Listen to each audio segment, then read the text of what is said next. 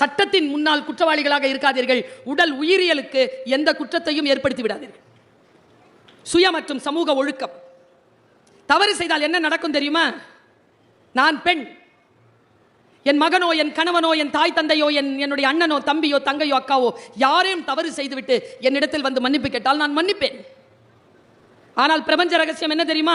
மனிதர்கள் தான் மன்னிப்பார்கள். நீங்கள் செய்த குற்றங்கள், நீங்கள் செய்த தவறுகள் உங்களை மன்னிப்பதே இல்லை, உங்களை திரும்பி வந்துகிட்டே இருக்கும். இதை புரிந்து கொண்டால் தெய்வமாகலாம்.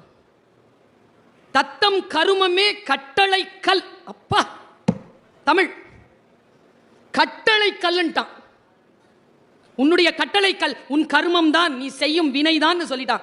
எது செய்தாலும் அது உங்களுக்கு திரும்பி வரும். முதல் விதி. இரண்டாவது விதி, வாழ்வில் எதுவும் அதுவாகவே நடக்காது, நாம் தான் நடத்தி காட்ட வேண்டும்.